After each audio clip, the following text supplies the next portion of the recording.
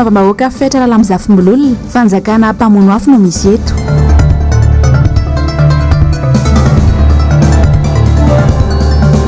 Université Fianaratsoa mikatso ny asa rehetra.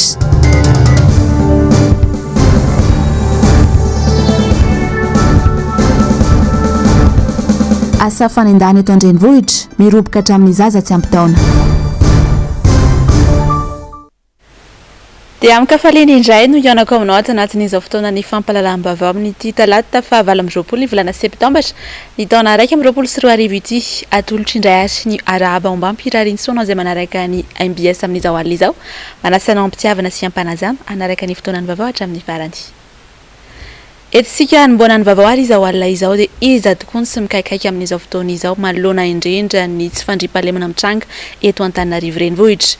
Tsy mitsahatra ny mirongatra tokoa ny asa fanendahana sy ny sity mahery eto andrenivohitra amin'izao fotoana izao miorooro ary mianana tahotra tanteraka ny ankamaroany vahoaka.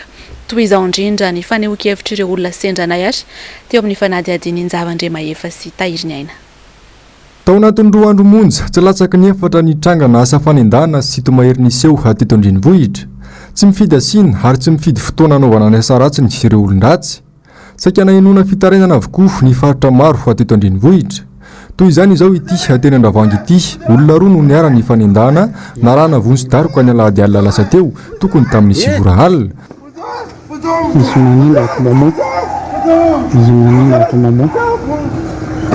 Toy izay ihany koa nahazo ity tovovavy iray ity ateny Anjanahary omaly alina. Tovolahy roa no nanendaka azy niaraka tamin'ny antsy tokony tamin'ny 2 ora alina. Nokapain'izy ireo tamin'ny antsy ny lohan'ity tovovavy ity ary lasan'izy ireo nipoketra teny aminy. Mandritsa lavinoa ny ankamaroan'ny vahoaka malagasy amin'izao fotoana izao ary miaina tanteraka anatin'ny tahotra rehefa andeha hivoaka ny trano. Ny asa fanendahana aloha amin'izao fotoana izao dia azo lazaina hoe mirongatra dia mirongatra.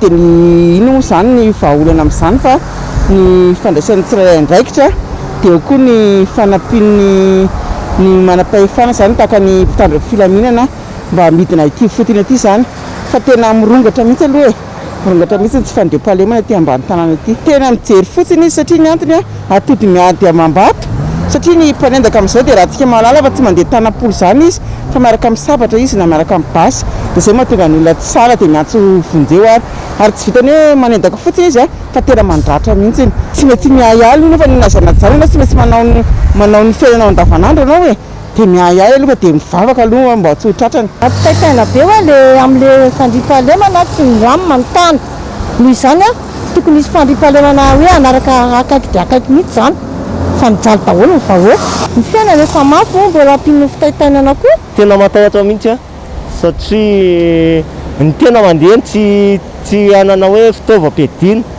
mety ny arovam-batana nefa ampanao sity mahery amin'izao efa manana antsy misy fotoana zareo efa mitondra basy tena mitaitaina fa sainge mailo foana fotsiny rehefa eny an-dalana.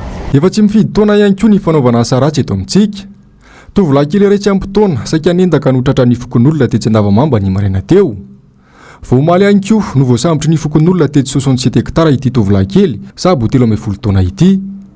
Akoatra ny tsy fisinasa izay mampirongatra ny tsy fandriam-pahalemana, isany mahatonga ireo ankizy mananao foana tahaka izao ihany koa ny tsy fifehezana iray aman-dreny azy ireo eo amin'ny lafiny fitaizana na ihany koa ilay ankizy mihitsy no manitatra sy tsy fehezana intsony. Voalohany aloha tsy fisinasa eto Madagasikara mihitsy ngamba mahatonga le ankizy tanora ohatranay mahatonga le sity mahery sy ny asa fanendahana dia mefara mivakotrano le izy rehefa any rindrina sy mifamonoana olona satria kely ihany mitombo me olona asa lehibe amintsika dia eo koa tsy fahampian'ny fitezantsika ray aman-dreny ny ankizy koa miaraka amin'ny namana dia lasa voasariky ny toetrain'ny namana dia izay mahatonga an'le tsy fandriam-pahalemana mirongatra be eto amintsika amin'izao. Ny hevitra aloha dia tokony mba amena asa izany ilay olona dia rehefa miasa mantsiny izy dia tsy mangalatra tsony fa raha mbola tsisy izany ilay asan'ilay tovolahy ara tovolahy dia tsy maintsy voatery manao an'io ilay ankizy. Misy tsy azo indray izy io ray aman-dreny manana san'ilay ankizy fa ilay ankizy leo pefy sao hoe mananjanaka ahoatra izy mody enjenjy efa ary izy borika Matombotombo ny mpanendaka, mpisito mahery, mpanao alabotry, mpamaky trano, mpanakandalana dia mitombo izany ny tsy anasa sy ny sahirana. Fanofanana sy ny famoronana asa no ilaina ary tena lahara-pamena miaraka amin'ny fampitomboana ny vokatra sy ny fitandrona ny filaminana. Ny vaovao mifandraiky amin'ny fampianarana dia niresaka tamin'ny mpanao gazetinay androany ny filohana mpianatra avy amina faritra 12 eto Madagasikara teny Tsimbazaza. Antony moa dia manomboka miala salavitra ary miamafy ny fifandirana eo amin'ny mpianatra Akatso sy ny Kroa eny Akatso. Asinandria Malala sy Tokra Marolahy.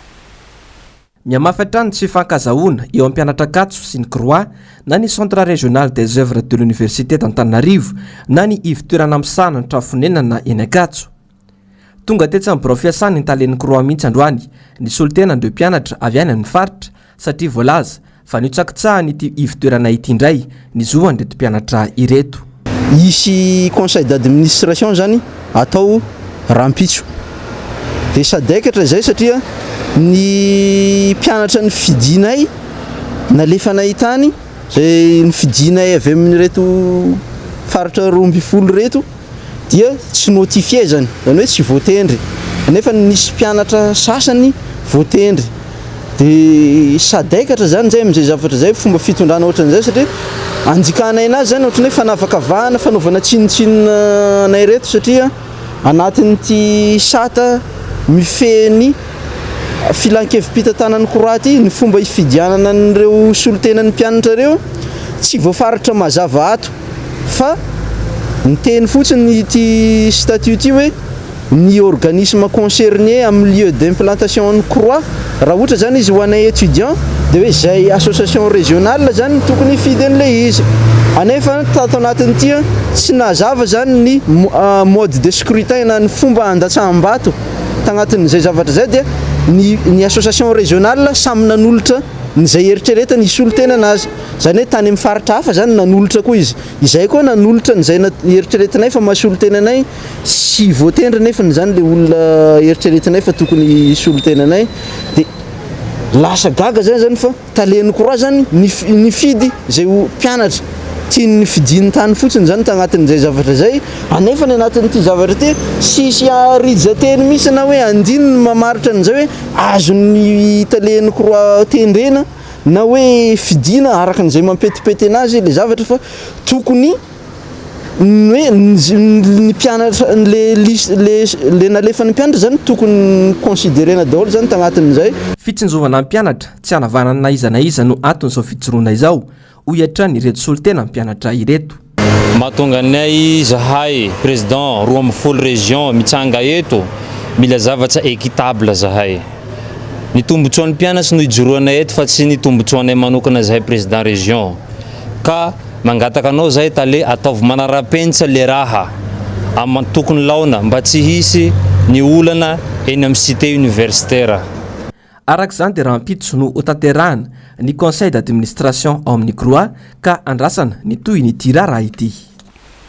Raha izay araka izany ny olana mianjady amin'ny mpianatra eny Akatso any fianaran-tsoa kosa dia tsy mbola mivay any hatramin'izao ny olana ao amin'ny université hatramin'izao fotoana izao moa dia tsy mbola nahita mangirana tamin'ny fangatany ny mpiasa sy ny mpandrarao amin'ny université an'Andrianjato ka nampitsahatra tanteraka ny asa rehetra eo anivon'ity université ity. Toy izao ny tati-baovao entiny Bags Andriananja.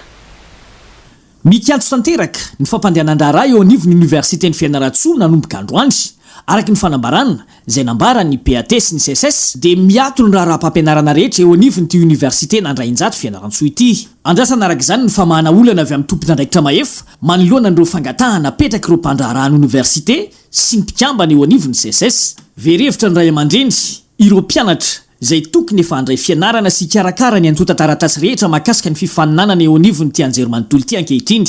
Raha ny nambaran'ny fanjakana sy ny tompon'andraikitra eo anivon'ny Kopres dia ny faefatra ny volana Oktobra ny fidirana eo anivon'ny anjerimanontolo. Etsakilana nefa araka ny efa nambara teo am-piandohana dia mikatso tanteraka ary mikatona tanteraka ny fampandehanan-draharaha eo anivon'ny zany université ny fianaran-tsoa zany. Dia manaitra ny ministère zahay satria dia tompon'andraikitra feno ny ministère piay amin'ny olana mety hitranga amin'ny fandraisana ireo promotion roa ireo satria ny fanapahan-kevitra niraisina izay manilika ny fandraisana andraikitra ho aty amin'ny université sy ny établissement izay miakina tanteraka amin'ny fahafahan'ny établissement ny andraisana ny promotion anankiroa ka mety iseho ny olana amin'ny faniliana mpianatra sy ny mety sy ny taona fotsy ho an'ny mpianatra sasany. Araka ny fanambaran'ny CSS dia mitady ampiditra andavaka ny fampianarana sy ny tontolo ny anjery manontolo ny tompona andraikitry ny ministera amin'izao toetra raha zao. Eo entsony tsy fahaiza mijery amin'ny mety ho fahafahan'ny université andray an'ireo mpianatra afaka baka tamin'ny herintaona sy tamin'ity taona ity. Eny fa nany resaka fototra fitrasa fotsiny azy dia efa fantatra fa tsy ho zakan'ny université tokoa ny andray an'ireo mpianatra marobe ireo. Fa iza marina ny tompona andraikitra, iza ny tena tsy mahavaolana, tena mahavita azy tokoa ve ty fitondrana misy ankehitriny ity? Fa fanjakana sa fanjakazakana ny misy eto? Tafiditra ao anatin'ny distrika efatra ao amin'ny faritra fitovonany misitraka nitetika Savatsy na Kahonana fa tsy ny banky iraisam-pirenena vola ny distrika ny Manakara sy Vohipendo. Nisy ny fandehanana ifotony niaraka tamin'ny mpanao gazety nataony avy eo anivon'ny FID na ny Fonds d'intervention pour le développement tany an-toerana nijerena ny akon'izay fanampiana izay. Any Manakara any mitatitra amintsika ny andendin'izay mialy Raharinombana sy Mathieu Prince. 20 ny ankohonana misitraka nitetika Savatsy na Kahonana ho an'ny distrikany Vohipeno. Raha toka 20 izy ireo no mahazo izany ao amin'ny distrikany Manakara. Vola efatra alina ka hatramin'ny 4 ariary isaky ny roa volana no sitrahan'ireo ankohonana amin'izany. Ireo mponina tena maro fara-pivelomana no misitraka ity fandaharana azy fa tsy ny banky iraisam-pirenena vola ity. Eo nefa matsina arabola fa manampitosika ireo ankohonana misitraka izany amin'ny alalan'ny tantsorika ihany koa ny Fonds d'intervention pour le développement na ny FID mpanatanteraka ny tetsikasa mba hananana ireo olona ireo fivoarana sy fiariana maharitra ahafahany miala ao anatin'ny fahasahiranana lalina. Ohatra amin'izany fampidirana ireo ankizy any an-tsekoly, ny fampianarana ireo mpisitraka ny resaka fambolena sy fiompiana ary ny fanaovana asa tanana ahafahany maleo tena eo amin'ny resaka fidiram-bola hananana izy ireo fiariana matotra sy maharitra. Eo ihany koa ny fampianarana azy ireo hanao dahiry.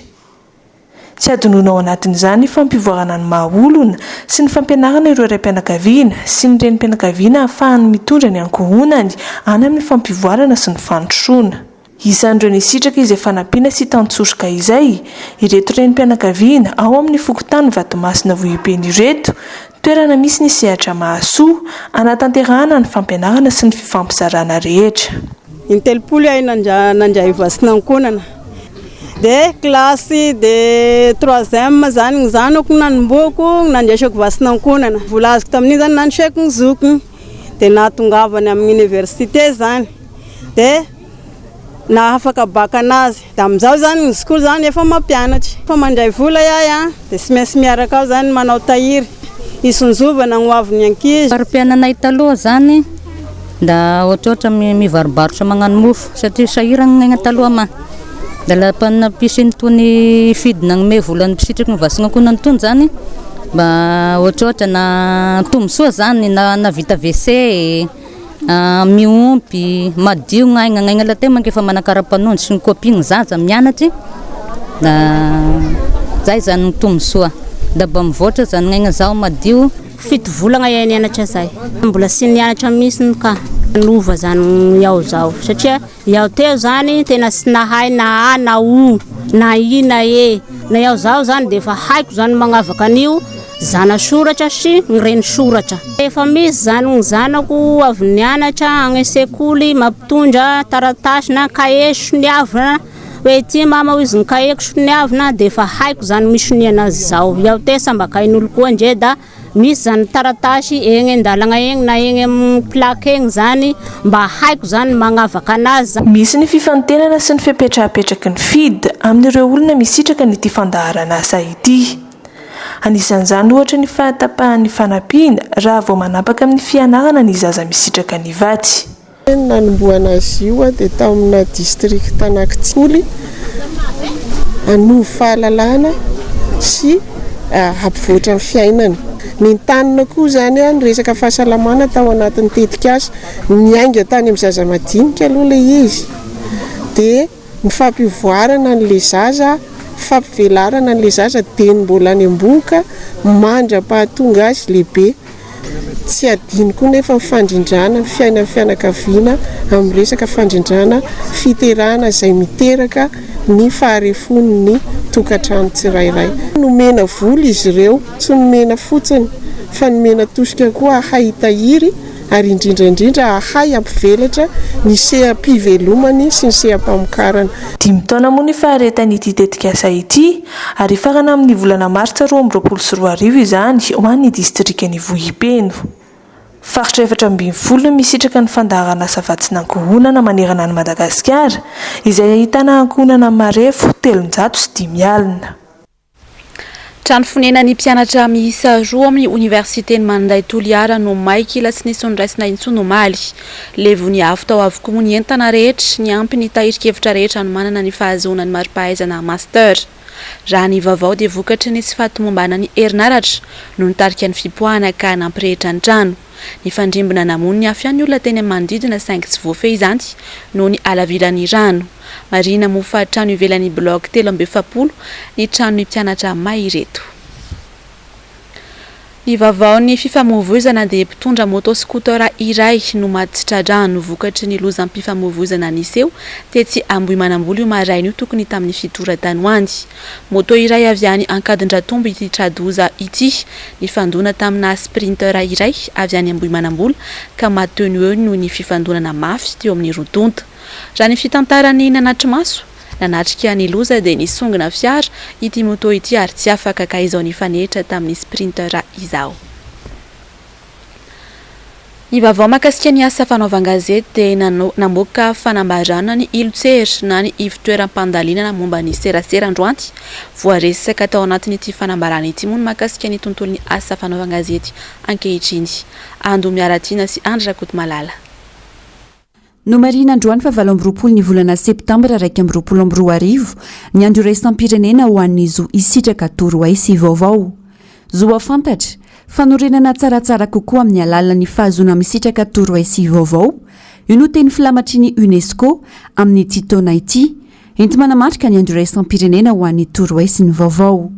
Raha ny zava-misy eto Madagasikara, manoloana indrindra ny asa fanaovan-gazety, mbola tena lavitry ny afony kitay, hoy ny teo anivon'ny ilotsery. Ivitoeram-pikaroana momba ny serasera androany atao anaty ny fanambarana navoakan'izy ireo. Voarakitra ao anatin'ity fanambarana ity, fa tsy nitsahatra niteraka korontana teo amin'ny asa fanaovan-gazety ny resaka fifitianana ny mpikambana ao amin'ny ho lavitry ny mpanao gazety. Saika miteraka disadisa-trano ny momba ny komisiona mikarakara ny fifidianana sy ny komisiona misahana ny fizarana ny karatra amin'ny mahampanao gazety matianina. No mafisin'izy ireo fa tsy tondra fitoniana ny fanovanana tao ary teraka korontana. To lasa tsinotsiny avin'olona ary miaverasina trano ity sehatra ity misy ary tsy azo lavina ny fitsabahan'ny politika be loatra amin'ny asa fanaovan-gazety sy ny haino vakijery. Voaresaka tao anatin'ity fanambarana ity ihany koa ny mahakasika ny fomba fanaovana fifidianana izay ho filohan'ny ho lavitra. Nambaran'izy ireo fa azo raisina ho toy ny fanimbazimbana ny zo ny mpanao gazety ary sakana amin'ny fampitoviana tantana ny kandida rehetra ary ny fampiasana ny ho lavitra ho fitaovana politika ny zava-misy. Manoloan'izany, kobaka mbava fotsiny ihany resaka. Zo afana misitraka araka ny tokony ho izy ny vaovao, ny zo sy adidin'ny mpanao gazety, amoaka vaovao, ny zo aneo hevitra malalaka sy ny fananjana ny etika sy ny deontolojia, fanasivana antena sy efitrana sisa no manjaka ho izy ireo.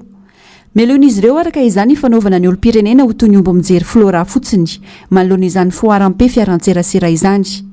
Noho izany, lasa adila, aitretra, fake news, sy fifamalinana aran-tserasera no ankalazaina fa tsy ny olana iainan'ny vahoaka isan'andro.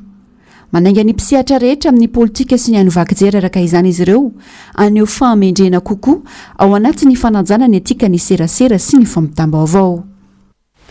Eo amin'ny maresaka iraisam-pirenena dia mbola manambana ao amin'ny nosy hatrany ilay volcan Cambrai-Vieja hatramin'izao fotoana izao hatreto anefa dia efa mananika amin'ny hektara maro ny fahampotehana naterany. Ando Miaratina sy Andra Kotomalala no mamintana amintsika ny andindiny izay. Folo andro aty aoriany poan'ilay volcan Cambrai-Vieja tao amin'ny nosy Canaries. Mbola tandindondoza amin'izany ity tanàna ity amin'izao fotoana izao. Mitotsy mijanona ny fikoriana ny vainafo sy ny lavenina teraka izany. Omalalatsinainy, 2 kilometatra miala ny morontsiraka no misy ity farany.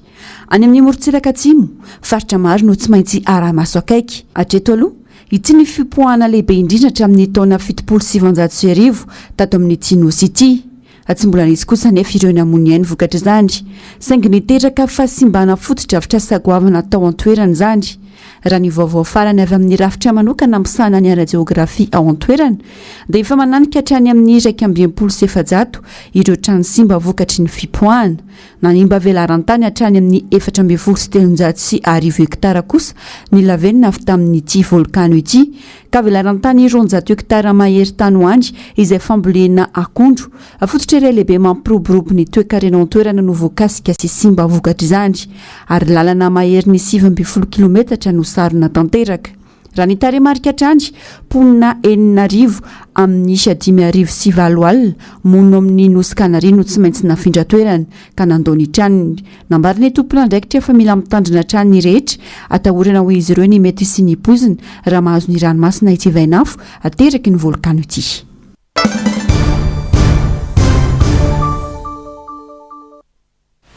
Fanjakana manao mizana tsindrinila amin'ny fampiaran-dalàna no misy eto Madagasikara. Tao anatin'izay 3 taona latsaka kely izay, fanjakana nandetika ny malagasy tao anatin'ny fahantrana lalina ho nisy olom-bahoaka fetra raha lamizafim-bololona ato anatin'ity fanadihady Asinandriamalala sy tokotra maro lahy ity. Fanjakana mpamono afo no misy eto Madagasikara nanomboka tamin'ny 10 Janoary 2024 ka hatramin'izao ho nisy olom-bahoaka fetra raha lamizafim-bololona.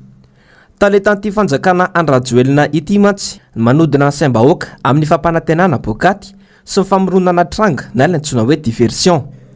Tsy mety voavahan'ny fanjakana ny tena marary ny vahoaka fa mialokaloka fotsiny ihany ao anatin'izany fandinana saim-bahoaka izany hatrany ity fitondrana andrajoelina ity. Dia tadiavanao subventionnena so ampina daholo fotsiny vidina dia mety izy fa miasa. Zany hoe fitondrana pompier fotsiny ity.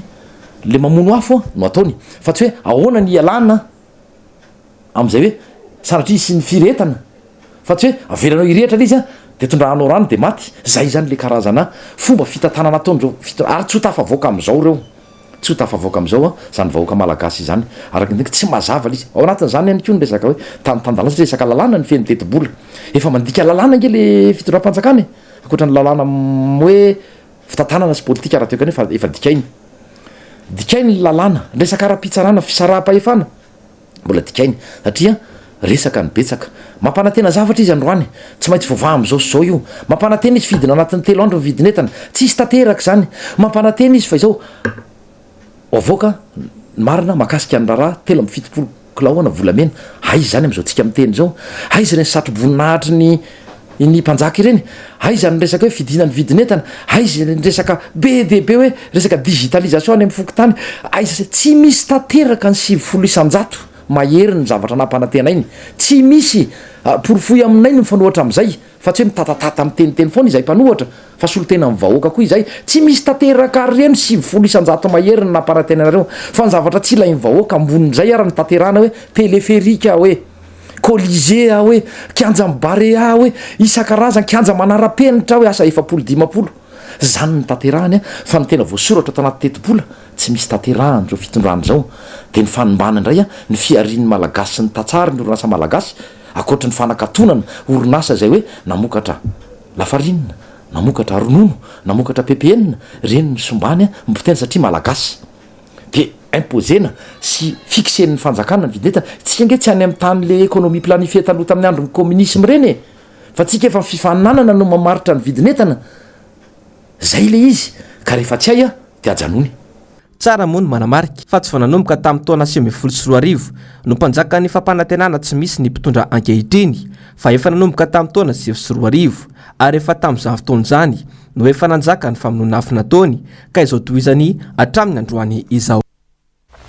Anisan'ny vaovao nisongadina tamin'ity herinandro ity fa ny tamin'ny herinandro teo ihany koa ny mahakasika ny nosy malagasy ho an'ny androany dia ny fampidinika arina mpiantso mpanao gazety tetsy amin'ny motel Anosy ny vaumière nationale ny nosy malagasy mahakasika indrindra moa ny famerenana ireo nosy kely manodidina ny Madagasikara no antony votoatin-dresaka tamin'izany. Zavandre Mahefa sy Tahiriny Aina. Tokony atsapatena ny frantsay ho ny profesor René Raslofo amin'ny famerenana ireo nosy kely manodidina ny Madagasikara ireo. Tanozana ny frantsay Madagasikara tamin'ny fotoanandrony ary isana nampetsaka ny lafrantsa ny malagasy tamin'ireny ady lehibe ny fandimby tany aloha ireny ka tsy tokony malagasy intsony no andadiladany amin'ny frantsay. ireto farany aza no tokony fona amin'ny malagasy ho atrany ny fanazavana toy ny nataon'ny filoha frantsay tamin'ireo firenena afrikanina sasany izay nozanahany tamin'izany fotoana izany. Tsy ny malagasy no tokony hiazakazaka hifampiraharaha amin'ny frantsay fa ny firenena frantsay no tokony anantona araka io taratasy ny firenena malagasy hifampidinika ary tsara ny manamarika eto efa tsy dinihana tsony ny hoe averina fa satsy averina fa ny famerenana azy no dinihana fa tsy ny hoe mbola niza averina satsy averina eo zany de o zay hoe ny firenena frantsay zay mibody reo nosy reo ary tsy nanaja ny sonina tao tany San Francisco momba le hoe tsy maintsy afahana avokoa zay tany tao ambany vahoan'ny fanjanahantany moa ve tsy nisy von'olona teto tamin'ny fanjanahantany moa ve tsy isy ainana foy teto ohatrany mangina ny tanàna ohatrany hoe tsy problème tsika zany faharoany zany tsy vitany hoe ainana foy teto fa hatramin'ny taniny malagasy mbola bodona ary mbola sa izy mamoaka an'ireny teny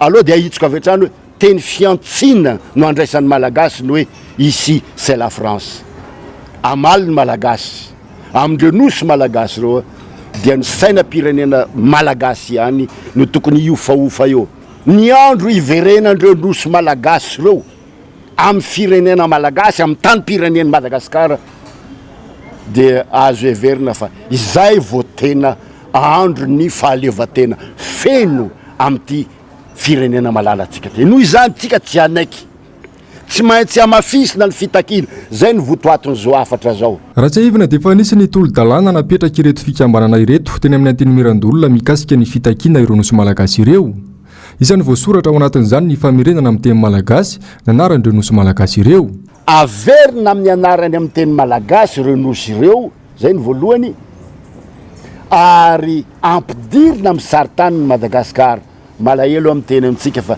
isaky ny mahita filazambo avao amin'ny TVM de tany be tokana no hita aorinan'ny mpandahatra ny vaovao fa na nosy be Sainte Marie ary de tsy mipetaka akory eo amin'io saritany io zay le fadisoana ara-potokevitra ohatran'izany hoe tsika ihany zany de efa miaiky hoe ty ihany no izy fa reo zay tiaka maka tsy atompoko ka entanina ny fitondram-panjakana entanina zay olo-pirenena mahatsapa fa tolona iombolana io ary tokony aterina haingana any gouvernemanta satria efa dingana zany tsy ho anay zao tsy ho antsika itsony fa ho an'ny taranaka malagasy no anaovana azy zany maintsy firaisankina amin'ny malagasy rehetra araka izany tsy reto mpikambana ao anatin'ny voamira nasionaly ny nosy malagasy reto ary tsy ho kivy manoloana izao tolona sy fitakina goavana atao izao anafatra sambo lehibe miisa 20 hitaterana PPN i Madagasikara raha nambarany filoham-pirenena omaly tao anatin'ny kabariny tena izay tokoa ve ny vahaolana ialana amin'ny izao vidim-piainana tsy misamiakatra izao nitondra ny heviny atao anatin'ity fanadihadiany ety ary mpanao politika iray ho arasika ny fanadihadiany Njavandremaeva sy Tahiriny Aina fanafarana sambo miisa 20 hitaterana PPN indray no vahaolana naroso ny fitondram-panjakana malagasy ho fampidinana ny vidim-piainana eto amintsika ekena hoe mety ampena ny vidin-javatra eny antsina ny fahatongavana izany raha tena izy tokoa sainga raha ny tombontsoa ny malagasy rehetra ave no tandrovina tsy aleo ireo tatsasy ireo orinasa mamokatra eto amintsika no ampiana nanamafy moa ny mpanao politika James Ratsima fa efa mahazatra ny fomba fiasa ny mpitona kehitriny amin'ny fampanantenana sy ny fanafarana zavatra itseroa kanefa tsy misy fitraikana akory amin'ny fiainam-bahoaka hatramin'izay efa niteny foana fa tsy ninona tsisy voafehany fitondrana io ny resaka PPN efa mazava nge hoe anafatra sambo anafatra an'izao inona ny zavatra tsy natony fa nisy vokany ve tamin'ny fiainan'ny malagasy le malagasy ihany vao mainka amin'ny tombony fahantrany isan'andro zareo a faly miliba amin'ny fiainana rehetra tony fa le vahoaka kely terenan-dohetra tsy misy fikarakarana ny orinasa kely malagasy any tokony anao relance izy raha manao fa tsy hoe izy ndray ny anafatra PPN izy ny anafatra sambo izy ny tantsahany efa mijaly jereo vokambariny vao mainka amin'ny tombony ny vidim-bary efa nilaza foana fa io lalana ratsy io ny circuit distribution vary vitatsika io maninona ny tsy amboariny lalana milaza izy fa mamboatra milaza aminareo fa na ray metatra ary milalana makandigo iny tsisy vita ary zavatra hitanao amin'ny lalana iny dia fitakina hoe aloaviny karamanay na ny karaman'ny olona raha tsisy alohany inona ny zavatra inona mivoakan'izany reo session zany fanjakan'io afa-pandainga raha tena maisy mitsinjo ny vahoaka malagasy marina ny mpitondra kehitriny dia ny eto an-tanindrazana aloha no tokony hotohanana sy omendanja ny mahagaga nefa dia ny vahiny hatrany no mahazo vahana eo amin'ny lafiny ara-toekarena eto amintsika. Nitondra fanazavana mahakasika ny amin'ny fanadihadiana ataony eo anivony anteny miera pirenena amin'ireny opérateur mobile tsy manara-dalàna sy tsy mandoetra ary mambotry ny mpanjifa ireny no solomavambahoaka iray nandritra ny fandaharana miara-manonja ho an'ny androany. Mamintina amintsika ny andindin'izay ary nameny Soavelo sitraka sy Andrakody Malala. Misy amin'ireo opérateur mobile eto amintsika no hita fa sady manao tsinontsinona mpanjifa no tsy matahotra ny fanjakana.